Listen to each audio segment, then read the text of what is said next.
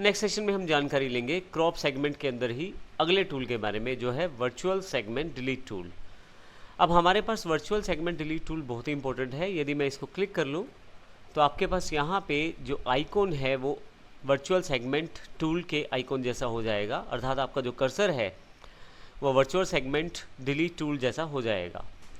अब यहाँ पे आप यदि हिंट सेक्शन हिट डॉकर में देखें तो आपके पास वर्चुअल सेगमेंट डिलीट टूल की जानकारी दी गई है।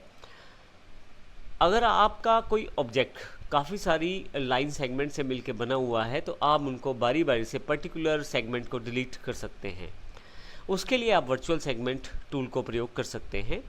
जैसे यहाँ एग्जांपल में देखिए, चाहे तो आप पर्टिकुलर लाइन को सिलेक्ट करें या आप मार्की टूल के साथ कुछ ऑब्जेक्ट को इकट्ठा सेलेक्ट करके उन्हें डिलीट करना चाहें।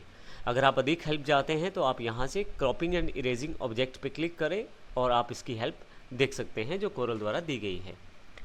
आइए इसको अच्छी तरह से समझने के लिए पहले मैं एक छोटी सी इमेज ड्रॉ कर लेता हूँ। यहाँ पे किसी भी इमेज में कलर फिल करने के लिए आपको केवल क्लिक भर करना है।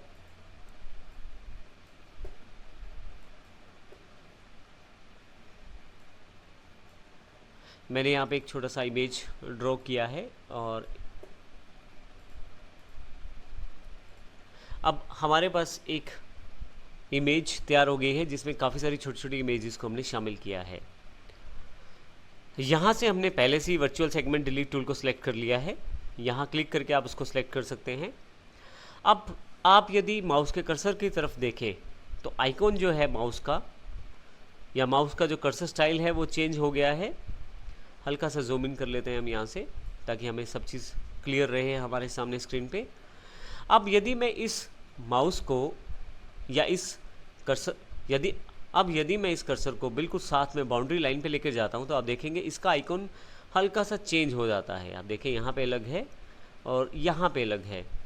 अब अगर मैं किसी भी पर्टिकुलर सेगमेंट को डिलीट करना चाहता हूँ तो मुझे केवल इस तरह से सिलेक्ट करना है। आप देखेंगे वो सेगमेंट डिलीट हो जाएगा। इसी तरह से ये सेगमेंट नहीं चाहिए, डिलीट कर देता हूँ। ये सेगमेंट नहीं चाहिए, डिलीट कर देता हूँ। अब ये आपके सामने देखें, आप सेगमेंट को आप डिलीट करते जा रहे हैं बारी बारी से।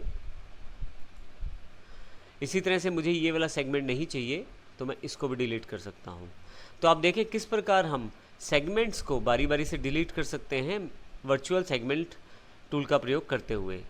इसी तरह से यहाँ पे भी अगर मैं किसी पर्टिकुलर सेगमेंट को डिलीट करना चाहता हूँ तो उसको भी डिलीट कर सकता हूँ कुछ इस तरह से। तो इस प्रकार आप वर्चुअल सेगमेंट टूल का प्रयोग कर सकते हैं डिलीशन के लिए।